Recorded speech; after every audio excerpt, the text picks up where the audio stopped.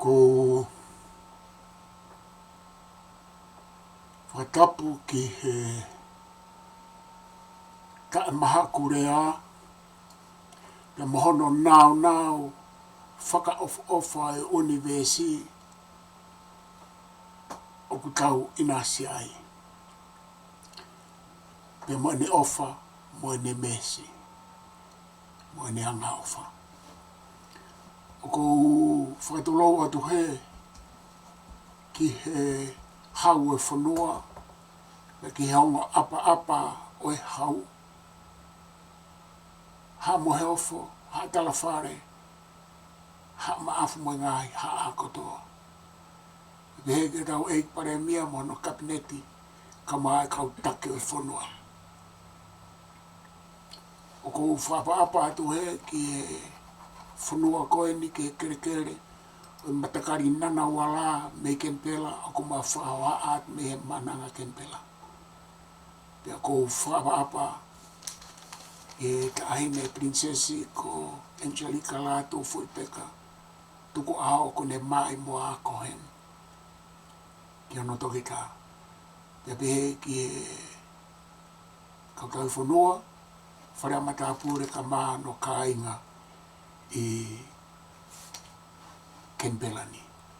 O at whakpe mo e whatapu make ki e talawhakaulahi o tonga ki Australia ni ke tistui halangi e ko ia ko ne whaifatongia ano whamāpo opo e kāinga tonga ma ngāhi wa whitu tako to pe e whanoani.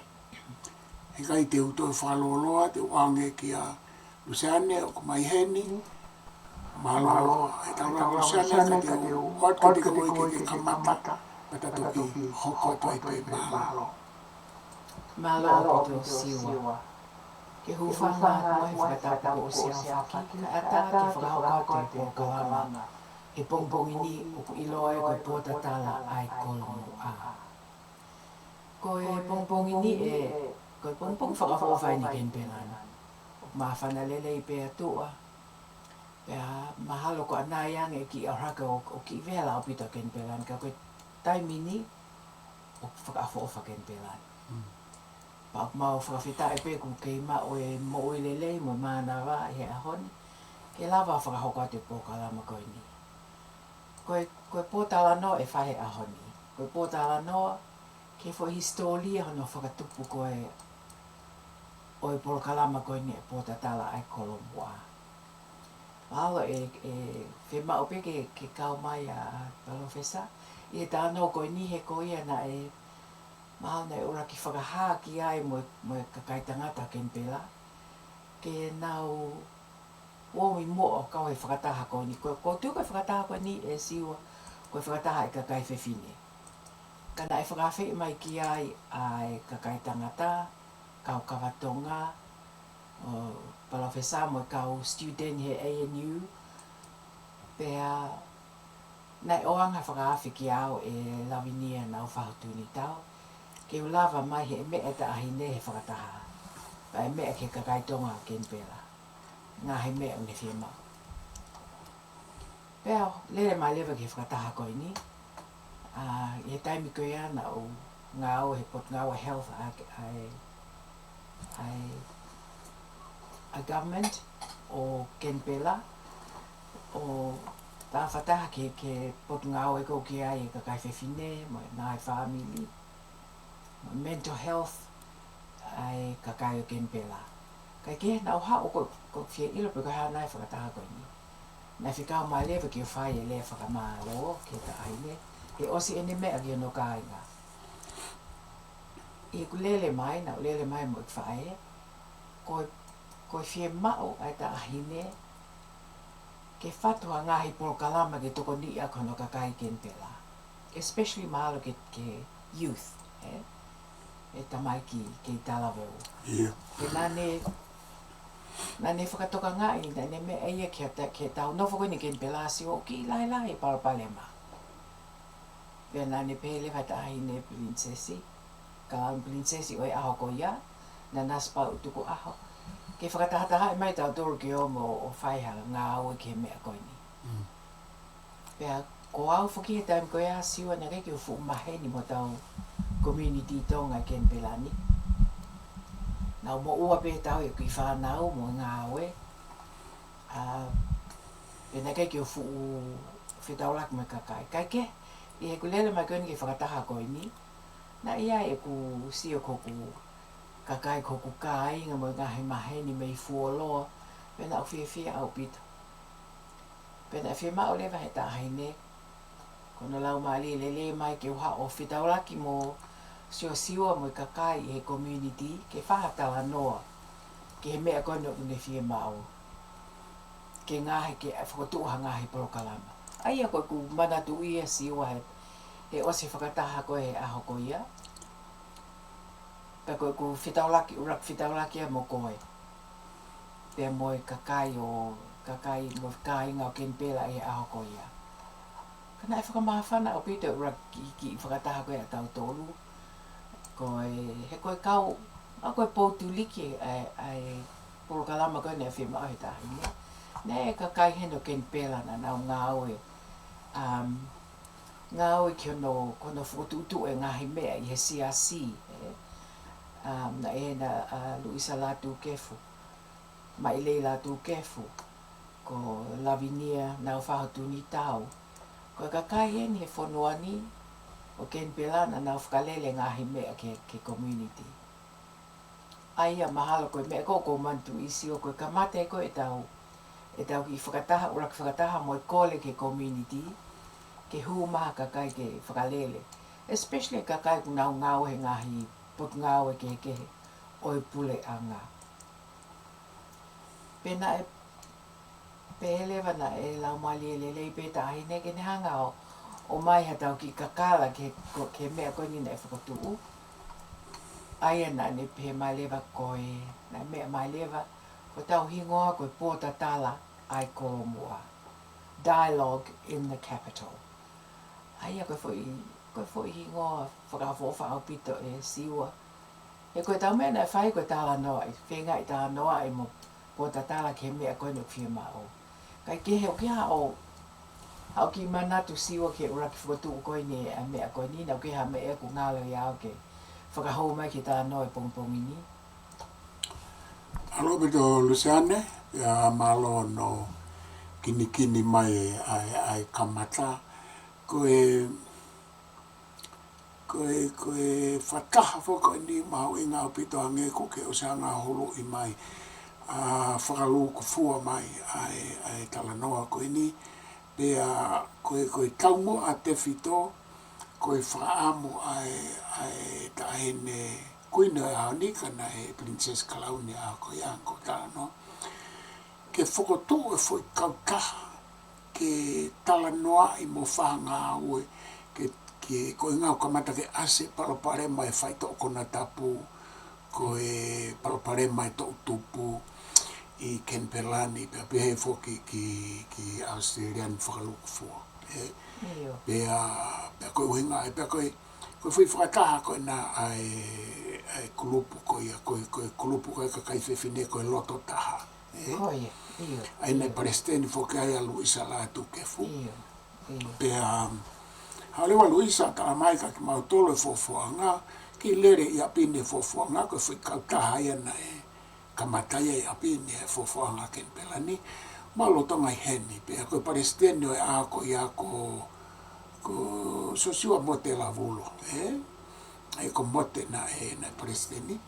Halewa Luisa o whaha ke a mote koe whaamu ke mau alange mo ki mau tolu, ki e fo i whakatahalahi koe mo e taine Princess Kalauni, nana spautu wao. Pea whaha marewa e mote ka ki mau tolu heni i apini manangani. Pea mau whiwhia pe ke mau alu ko i ngā koe whaamu koe tala mai ke whai foto e whai Kautaha. Te kei ke tala mai foto e Kautaha, tala mai pe koe mea mau inga, whia mea mai ta aine ke wahe mai. Pea me kulupo e kakai whewhine ai loto taha. Pea mau te reo mau wad ki ai. Aia o katoa atu ke whai whataha koe ne whai auditorium koe o Uniting Church, i CVK Northbourne Avenue. Pea ku whawhawhawha e tata noa e o mai ai ulanga manatu mo o mea mahu inga mo malo inga mo vai anga o kamata mai ai ngā o ko ne ai Potatala. Hange ko tala noa Luseane kau whanau no. Na e tō mai ana e hanga ka hine o kane prinsesi e nanas pau o ui atu koe pe moau ki ta o whai e tau whemea aki moia. Pea na e ulak whemea aki a moau mei hoa taha e ne o mea na ne whaamu ke ne vahe mai ka e tari mai ai mea i loki ai mo kakai pea osko i apa ne whaaha mai e mea kotoa pe ne whaamu ke ai ne whaamu ke hoko e Lo'au ko e pui tua ke ne hanga o lere aki ai whatotolo ke o mea koe ni mo fokotu'u ha foi Kautaha ta koe ko mea ta tau pēna ne tala noa ka koe ki pe tō mai koe hingoa Potatala i Kolomu'a pea mo hingoa tahana tau tahana pe kei ko Pacific Island Youth Network ki ne foi ngā hau e tapau koe ai foi Kautaha ki tō tupu ia ko Pacific Island Youth Network ko network ai tō tupu ka koe pea ta koe ne whai ne whemea aki mo koe whai ne whemea aki mo au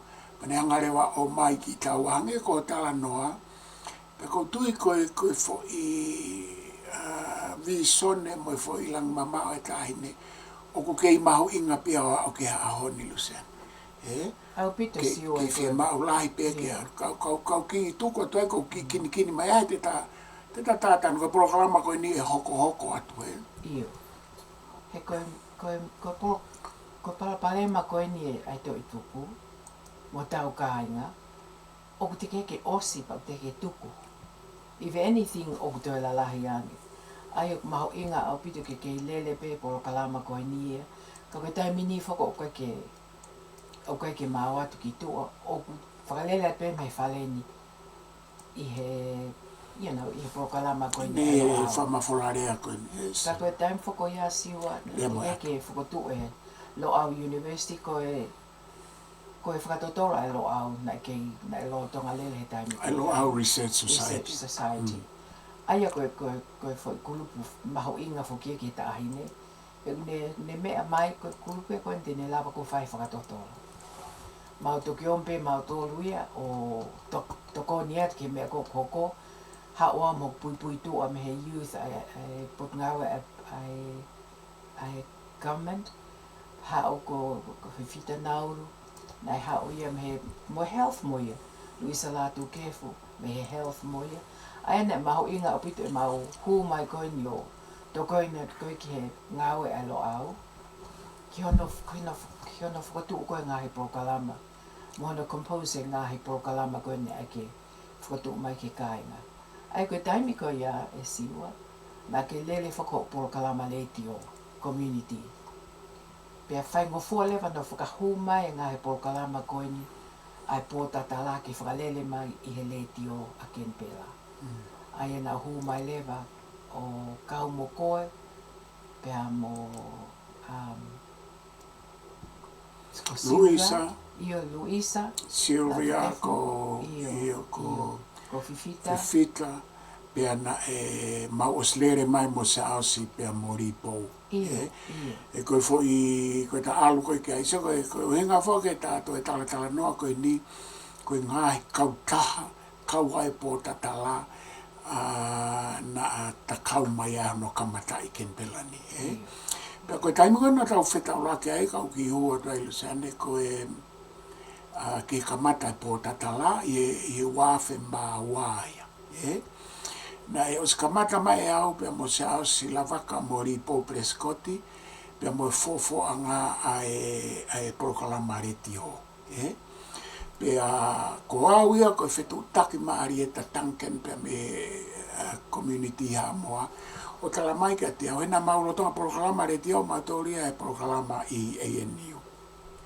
lera e Polokalama aku pea mo Kristu tolo a Tennessee pe mo sa Slavaka mo lui mo mea pe lere pe Polokalama lahi na kamata mai ia i e reti o pe koe ai University ANU na kamata mai e laminia pe mo se au se pe me he valua kai ke na kamata mai haurewa ari eta tangkena tala mai ka te au siwa koe Polokalama e CMS 91.1 FM koe aime multicultural ka e sai ka pau te mou te ke hao ai a Polokalama ai ola lewa apply pe a tari lewa Polokalama kauna nga whakafone fo mu kauna apply pe a o tuina maamori popo ka seas pe a whahurewa o kamata e foi Polokalama kamata e koe Polokalama koe ka kaitonga i CMS 91.1 FM koe kamata e au pia o mai ari pomo sa aso mau kamata e fofuanga ka o ki whanau no pe kai whafo ke Luseane koe taimigana ke na tau hu mai ai mo Potatala e Kolomu'a pe Pacific Island Youth Network na lahe ngarewa e tauhanga whakalere e Polokalama e a umuia ki iai pe mo Polokalama e fofuanga pa tatu hanga reo vahe ki community hao e Polokalama Association ko siasi koe o vahe halo ke iai pe na o Polokalama ai katau ke whalere pe me poupou a fofuanga ki e Potatala e Kolomu'a pe mo e Pacific Island Youth Network pe koe foi mo i lahi a Polokalama ai ne lere mai ko ne lere me wafe ma wa o ki he wafe taha pe na uhinga pe tuku e Polokalama ai koe ai ke tau koe ki tonga kamata Lo'au i koe tau ia na tahiki ai ki tonga pe na ta whakaukau pe koe ua e foi whakaukau ki tau whakarere pe tau tolu tau o pe ka tau kei whakarere pe koe whaaki ki he association kai ke koe mea rewa na e hoko pe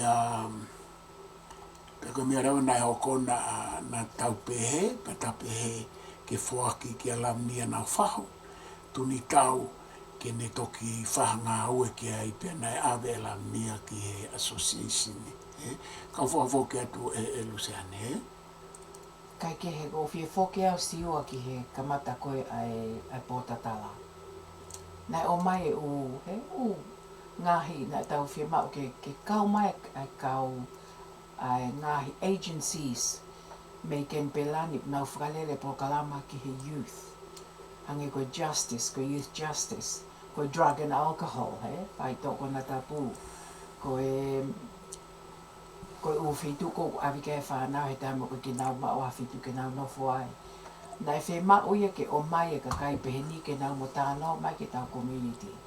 Nai tau whakalele pe mo ngāhi information programs koe ni, i he taimi ko ia whok te ke hatau whitu, i he sias pe koe o Uniting Church.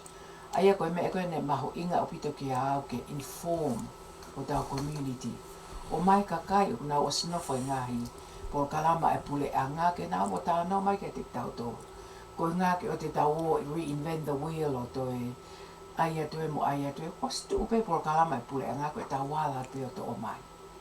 Aia koe mea koe na e uraki ai koe fokotu'u ke o mai e information koe me ngāhi agencies a pule a ngā unau ngāo mo i whanau mo ka kai whiwhine mo ka kai o ngāo matua Polokalama ke ka kai tangata o mai ka ato e kau mea koe mea koe nei whi mau ke o mai e Potatala e Kolomu'a. Aia koe ngāhe mea koe nene maho inga o pitu pe tau te hanga o atu ai ngāhi whakamatala mo information koe ia o atu e Polokalama koe e Potatala. Nau sio koe ke Polokalama le tio na e maho inga ke au ke whakatutu whakalele e Polokalama ke ai maupe ke maho inga maupe Polokalama e ka kai tangata i he fofoanga. Polokalama a youth na e whakatutu ia ke ompe youth ai tamai ki talavou o whakalele e nau Polokalama. Ai na e hao ai Sebni latu kefu ko tahi e take youth a Kenipela ke le tio. O mai e tamai ki o nau tala no he pōsa pate ko toa pe ke ngai issues. Ai maali api te Polokalama koe ni siwa.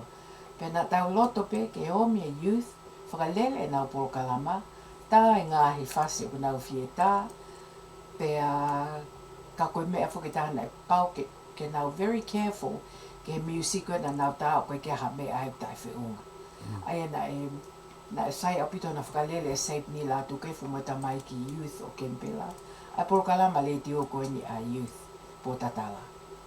Pe a whakalele lewa e luisa la tu kefu mo au, a Polokalama e kakai fefine. O whakahope e Potatala ka lele e poke. Aia na e fokotu'u la ngāhi Polokalama. Pe a mauhanga o whakawhi e siasi, ke a ngāhi siasi ki o ma e nau youth, pe kua tāpe o whiha o whakalele a ne Polokalama. He koe hoa, maha koe tau hoa fitu he taimi koe ia, ke wiki. Ai koe ngāhi Polokalama kehe ia. Io, tau Polokalama e whalaite pe mo sāpate, he? Pe a koe koho tala e whakatutu le lei a e Polokalama, ke si inasi a e ngāhi a kupu fekau'aki koe o iai o Polokalama mehe lotu, koe mehe ngahi siasi, koe Polokalama ai tawhaaki a luisa pia moe women in dialogue ai hoi ki whawhine, koe Polokalama ke he tau tupu, koe Polokalama e kaukawatonga, ai who'whoanga me kaukawatonga, pia na e tau mua kotoa ke Polokalama e Lo'au, na e Polokalama e Lo'au Research Society, hoa e tahaya, Polokalama e tau tupu i mo Polokalama tāhiwa ke Pasifiki, mo Polokalama tāhiwa koe kana tawhenga ke variety, pe kei ngata he informity, o tala atu ai ngāhi o ngongo mo ngāhi tala noa, kai toi hoko o whakaako o educational, o whakakau at lewa, mo u whāto tolo e Lo'au Research Society, mo u whāto tolo pe a tau tolo, i e tau ngāwe mai koe a mo mala e ako. Pe mea te video e tala mai koe he mea mai e tahi ne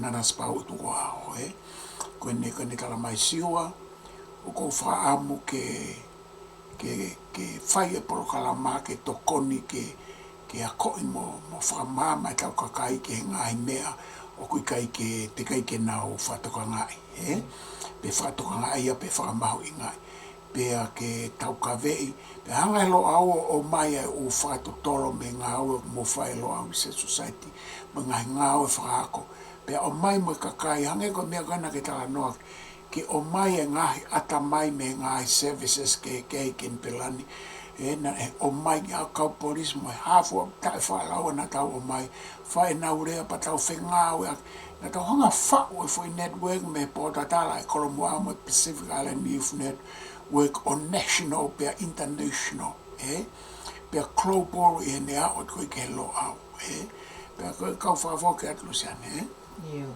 Na maho inga o pito ki awe mea koe ia siwa. Ke u whakawhek mai kakai, me he ngāhi put ngawe ke he leti o. Na wompio tala no he leti o, he Polokalama koe e Potatala.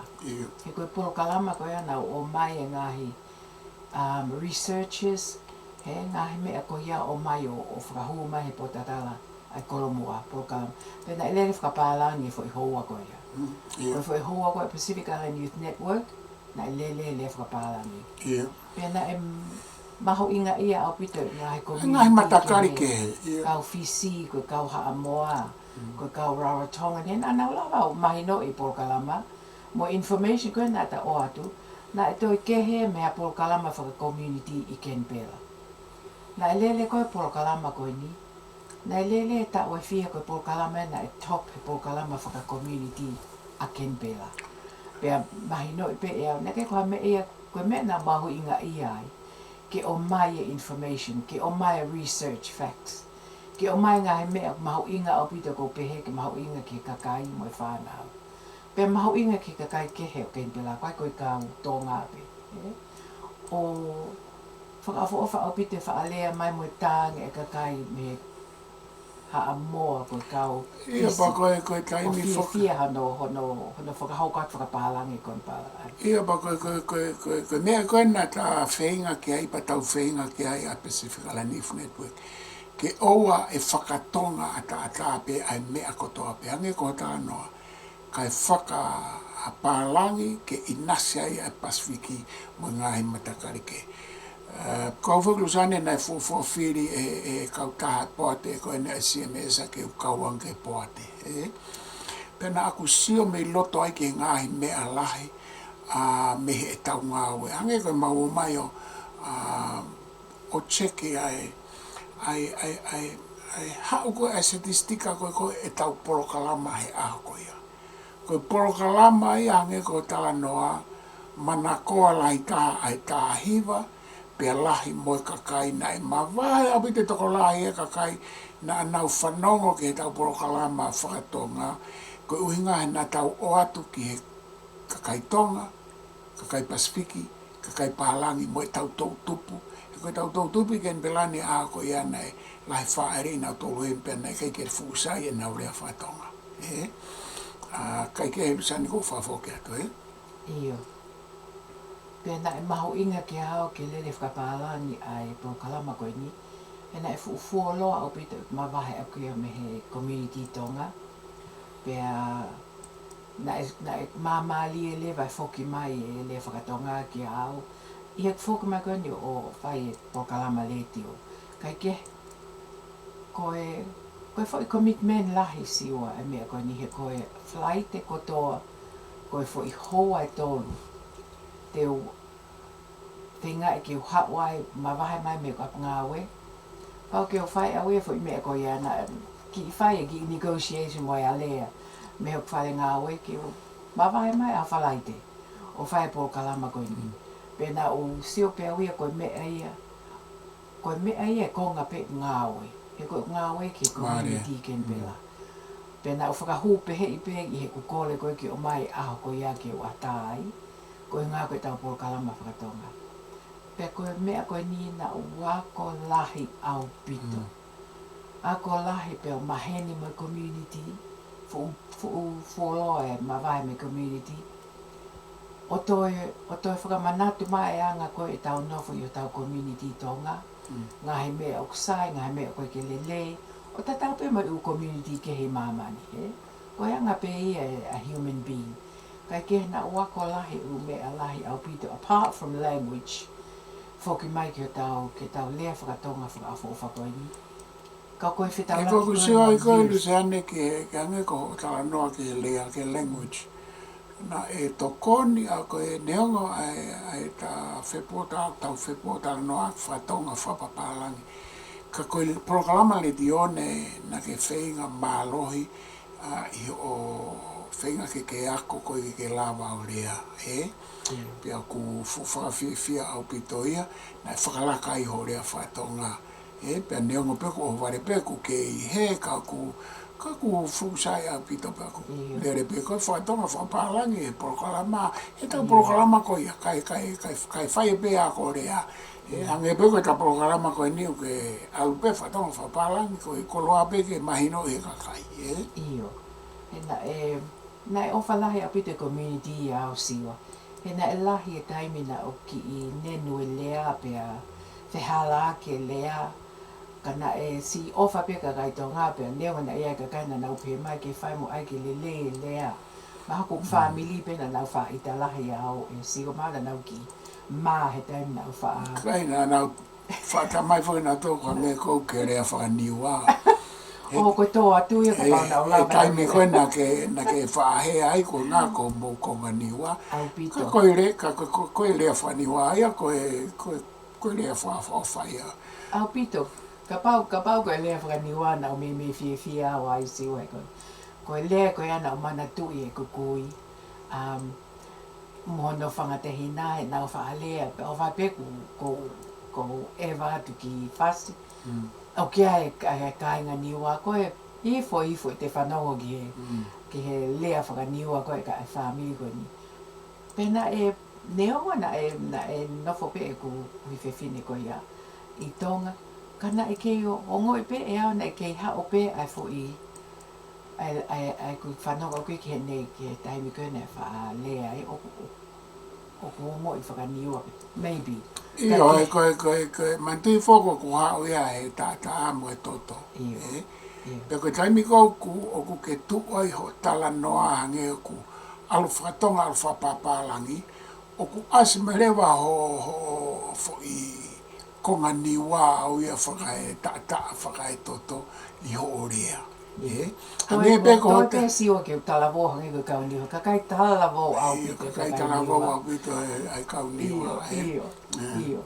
Kai ke ka koe mahalo ko ku sio koe ki he na utupu ke au ia I he e ku ongo mātua koe ongo mātua koe a ku mo na whaali mai mea. Na ohi koe. Iyo na e ohi au he ku si he ku whae. Alvina. Iyo Alvina mo Tuita-Nakao. Aia koe whamili koe ana e lahi pele a whakapalangi na mautupa ke pele a whakapalangi. O ki muli ki Nuusila no whai koe kau ngawa I apina na o lea whakapalangi pe. Aia na whai ngata au pito ke au hao koe ke. Whoki mai koe ki community to ngāhi wafi māua. Koe wafi māua na e fokotu'u ai Potatala. Whoki mai koe wafi māua.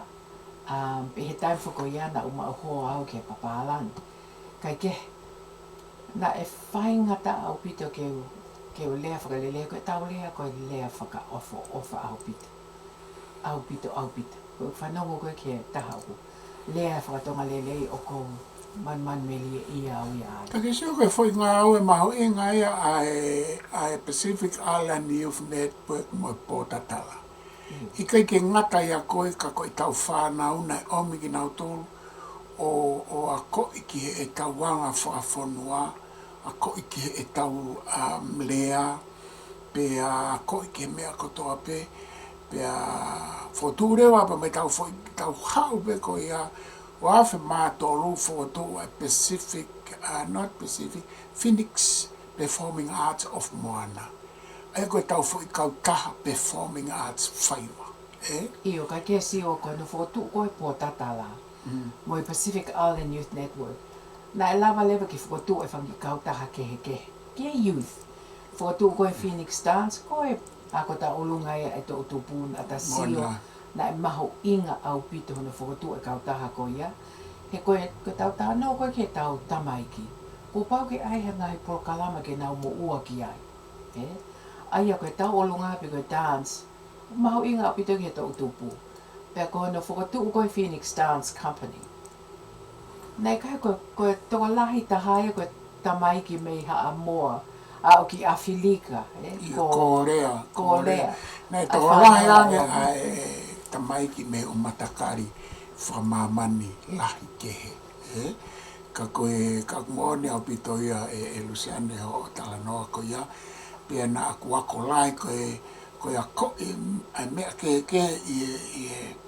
I e whaiwa whaka otumotu, whakatonga, whakahamoa, whakatahiti, whakamauri.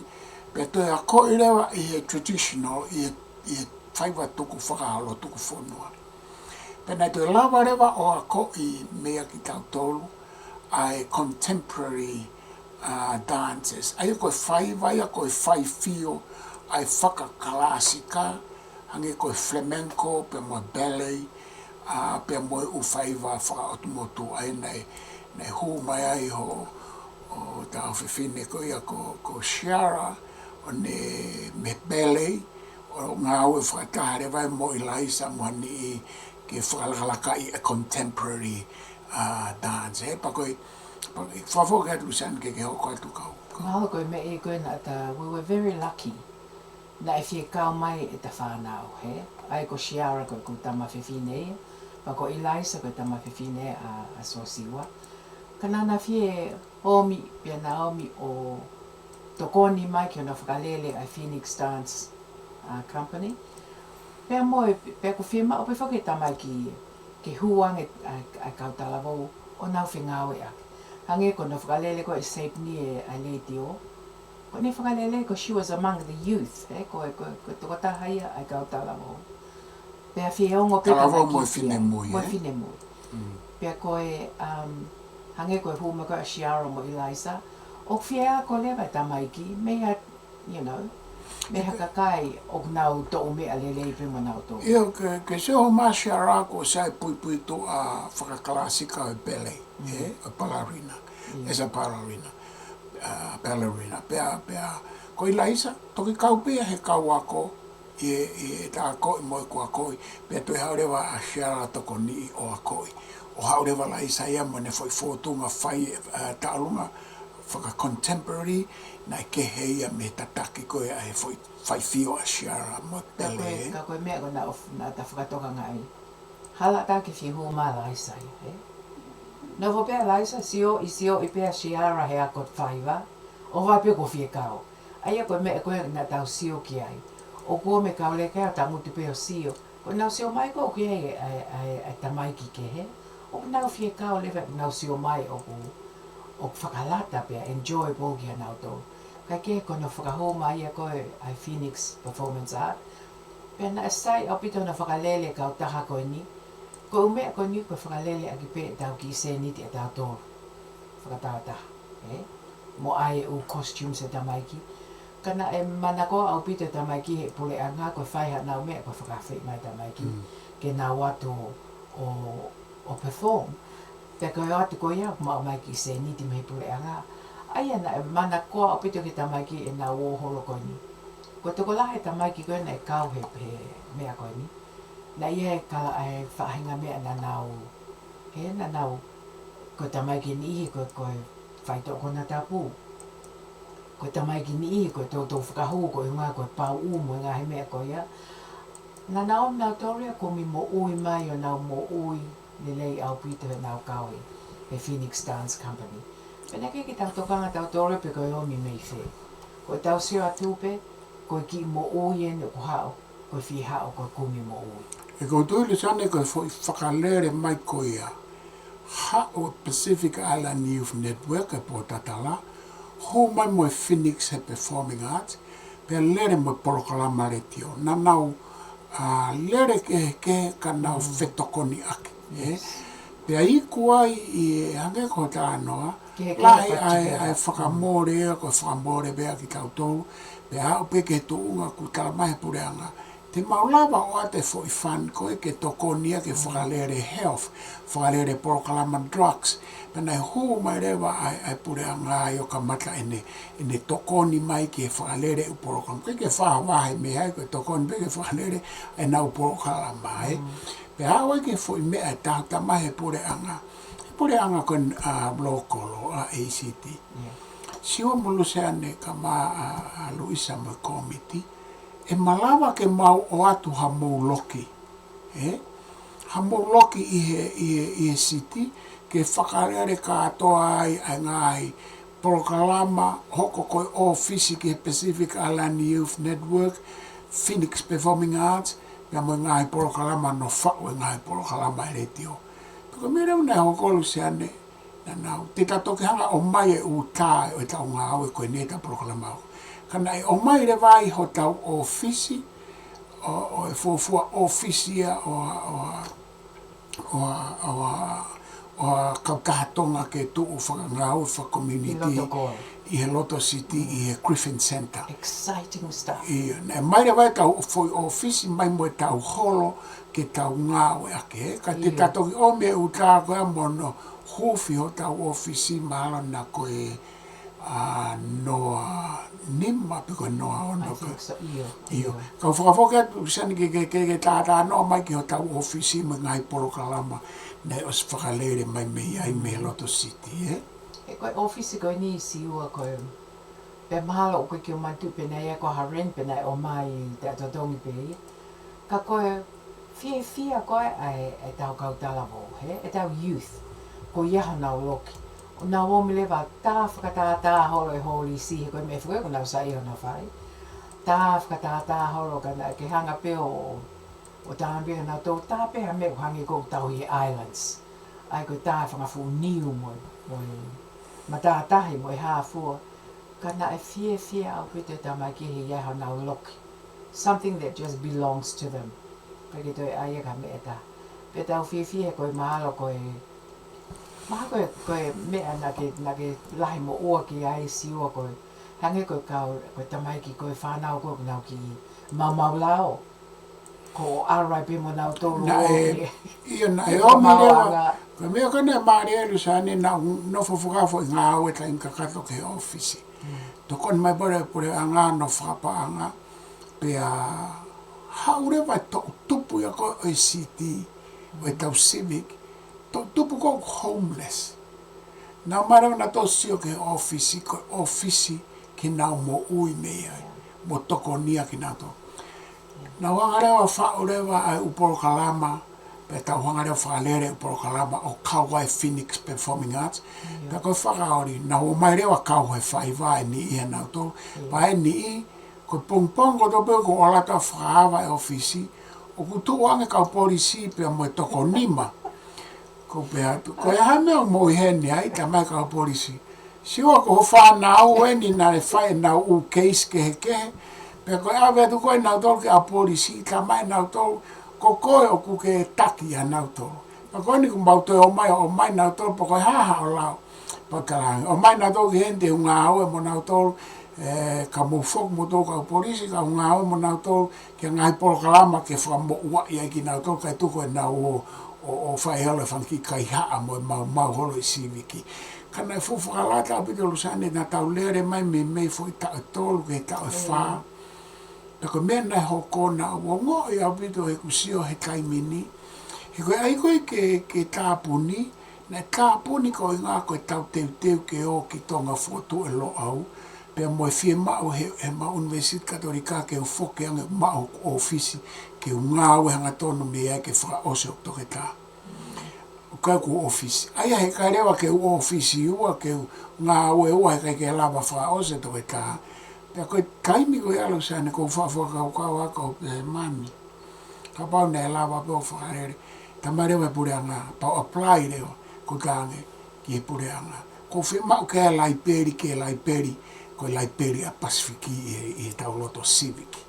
Pena ka mai reo, iyo, lava o atu e foi loki ke ai lai peri. Mana honga rewa o mai foi loki i he Griffin Center fo o hono langa i he kauhala tā. O mai e foi loki, o so mai foi loki, siwa ko loki e whae lai peri, te mau tokoni ke whakapaanga ke kume e utohi mo whanau nau. Ka koe mea pango ko whawhakau ke peke foi ofisi koe ni, mo lai peri koe nei o mai Luseane pau. Pau pe e maha koe taha pe e ngāhi tāpuaki ka pau nei hoko mai e kei lere mai pe. Ka koe ngā fo koe ke ua i siwa mo Luseane u taha pe, pau ke tau o ke foki ke Catholic Uni, pau ke tau o ke tonga ke kamata Lo'au. Ka koe kaime ni ko whawhakau hake, ka pau nei kei ke tamatei, ke close, ke tāpune tau ofisi ko ia. Pe tukuange mo foi lai peri na mai pureanga. Pe heni ha toi lahi ange, mo toi lelelele ange. Ka neka i ke ta lava ke ta whai kātoa ai uwhatongia kona whawhauke atu Luseane. Iyo. Tamni he ko whakaukau ke me koe ni o ko mamahi pea toi fia pe. He nea wana ke na fia mao ke whai oi ki tonga ki fokotu'u e Lo'au. Kana uloto au e ke o nofu pe au o ai e mea koe ni he na maho inga ke au e mea koe ni. Kai ke he koe ki tau lava whai e mea kotoa. Ka koe toi whaka mamahi ki au. Koe kai ke aha taha e lava ke ne hanga hoko te whakalele Polokalama koe ni. Koe whanau e nau ke iako pe na nau mu ua. He nau ngā ue koe ke hata hai ke lava o ha o tangu te ofisi o tokoni ke tamaiki. Pe koe whanau koe na mau tokoni i. O ku nau kei ki i tege nau ready na toke nau whakalele ha mea. Kai ke. Ka koe mea pe hoko he mo ui koe ni. Tāpuni mea tā, kai hoko hake mea tā. Ko pa koe mea pe hoko he tā mo ui. Kai ke he koe kono tāpuni ia o e ofisi. Ka mau lele ki tonga ke whakahoko mea koe e Lo'au. Pe hoko atu mai ako koe a siwa. Pe koe mea koe na mau siwa pe koe mea koe e hoko. O pao ke hoko ate Polokalama koe ni. Ka e hoko whewhea atu lewa. A e nia Luseane. Iyo, koe ke te aha tai mea ke o ke leiti o. Ke fulahe ngā oe ke whai. Iyo, koe tū ia koe taimi ni ka hange koe uhinga whoke e taha. E ta tala noa koe ni koe ta tala noa a konga pe toi whakaiki ange. He ku ta whaamu ke hoko ate whai ngā ue koe ne kamata e Potatala e Kolomu'a, Pacific Island Youth Network. Koe ngā ue koe ne whai e leti o koe ni au le rea hen. O sila vai a hoko le lea tu hen. Koe Phoenix Performing Arts, o ku ta toi whaamu ke omika atoa ai ngā ue koe ne whai e Potatala. o whakalere atua me Potatala koe ni o Lo'au Media, pia me heni me studio, pia pehe pia moe ngā ue whakae Whaiva Phoenix Performing Arts, e malawa pe ia ke tau whamo ui me heni, he koe te whito ene o e tau ngā ue whakalo'au. Kai kia Luseane nā tau hawa, aia koe anga koe u whaamu, koe ta Polokalama koe ni, koe ta tala no i ngai mea mahu inga nā ta tau kei mo ta ako me ai, pa ta toi tala noa i e anga whaafefe, hono whamo ui mai, he koe fo hingo au mahu inga, whaingoa, whaafua whaekaine kuine au ni, koe Potatala e Kolomu'a, pe nane tala mai rewa e ai tahine, nane mea mai, ana nasio ne tala mai. Sio mo Luseane koe ku whaamu, ke hoko u mea mo whai ni koe mea ke tala noa, Potatala, fe wahe aki whakaukau, fe wahe aki whakai mo ui, fe wahe aki mai lelei ai tautupu, ai lelei ai community tonga. O si lere pe tonga na associationi, o si lere pe ngai siasi, o si lere pe ngai kalap ka watonga, hange koe taimi koe aga fofoanga ne wharere mea pin, pe toki hiki toi fofoanga, ka nae hao ngai Kautaha tapau ia koe ni ki tau ngā ue patahanga lere aki, he ku kehe u whamamafa ia ngai kulupu i e community tonga heni. Pea hao marewa o tau au mai ke fokotu'u ale alu me Lo'au Research Society, na tato e kaupe ai, nanu fokotu'u e Lo'au University. Kai ke ta alu ke Lo'au University, Luseane te utoi whakafok, ke kulahi pe ngai mea ke tatala noa ke ai i he hau ai ngai Kautaha koe, pe moianga ma ne fekau'aki na tokoni lahi, nai ngai mea lahi, na tokoni ai e fofoanga, me ka mai fofoanga, i kaimi na ta whie mau ai ngai mea ke nau kawala mai ai, na kaua vide fofoanga, ke tokoni ai ngai kulupu koe ni, pe na e tau ngahi Polokalama health, mo whamau sino na whaapopou mai ai ke o whai ngahi Polokalama wa inga, mo hafua, pea tuku kehe ange ai ngahi Polokalama whakatonga ki e fofoanga ki taa mea, no kau mai tau mea lai, ai taa mea mo hiwa, ka kou whafoka ka ti koe Luseane. Iyo. He koe ngai mea koe ni nei hoko koe Kenipela ni he taimi koe ia. Hange koe, na mawhenga mo isa latu ke whakalele ngai Polokalama koe ke kakai whiwhine mo e whana, mo e whamili. Aia koe Polokalama koe ni o kau ia, ne kawai mea ke domestic violence, koe mental health ai whanau mo community. Pea nā mao hole Kenipela ni, o tata noa tu ke kau whai kawa mo e Polokalama ke ai ngāhi siasi. Pea na e maari au pitu he koe ki ao koe uraki mea ia na usio ai, pea ki maheni ai mo community tonga koe aroho pe. Os maheni whakalau isa latu ke fuia mo nao tōru. Kana o ngoi ai pe o kia e mea ke whai, o kia e whahinga whakalele ke whai ke whahinga community. Aia koe Polokalama koe ka kai tangata, o tongi whakalele pe he ka kai tangata, ke hua ta siua ta noa. He ko hange koe ku taimi ihi koe ma whaahua tu hango ki iho vale ka whai ka wahe ma hua atu ke. Hange koe haa ma halaloto api atu ke nau whai ka wa. Kai ke. Na mausio lewa koe Polokalama le tio ko Polokalama le leia ke no o atu information. Ke ngāhi community groups koe ni tonga koe ni Kenipela ni.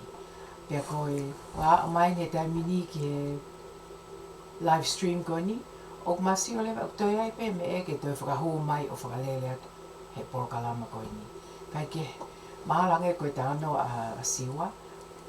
Te mau hoko te Polokalama koe Potatala hono hoko, mahalo ke toi ke whakalea ka motore ngahi mea na e hoko, ngahi mea na e went really well, ngahi mea na ke fu'u go well, pea ki liliu ke ohi ngā ke lawa e community o digest.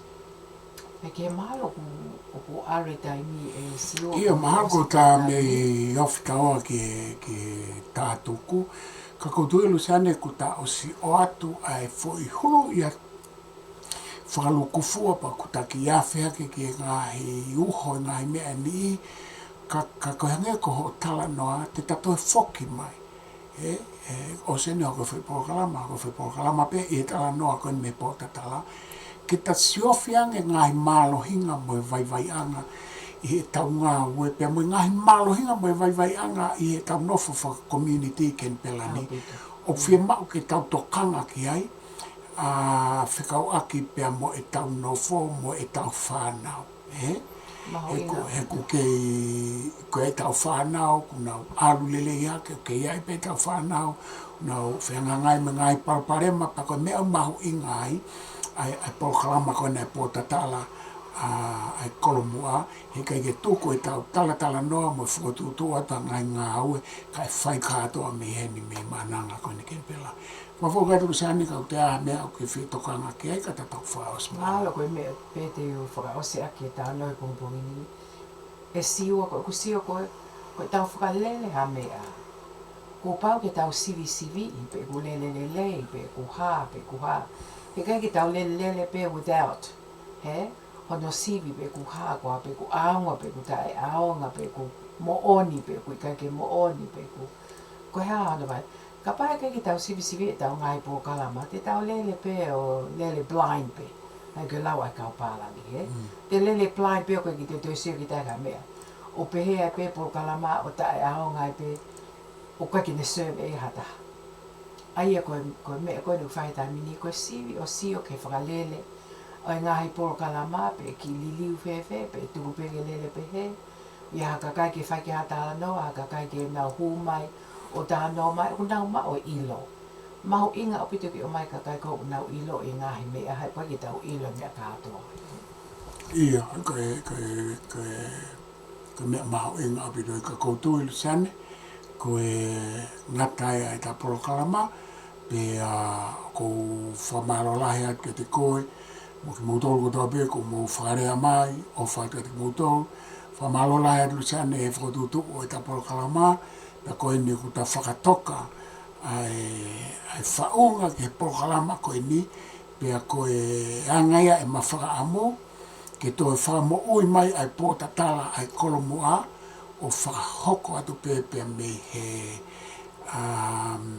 whare whakamafola te fua whaifia pa koe ata moe rea ai mananga Kenipela ni pe me Ainsley i Kenipela ni pe whakawange pe nai aonga te ma Polokalama pe ka pau kia ngai whehui ngai mea mo whikanaki mai pa mo tuku mai pe ka te matoe whoki mai mahalo o se awi ke ua pe wike tolu me heni ko toi whoki mai ai Potatala ai Kolomu'a ki tau hoko atu kai malo ho mo mea mai ka mo mea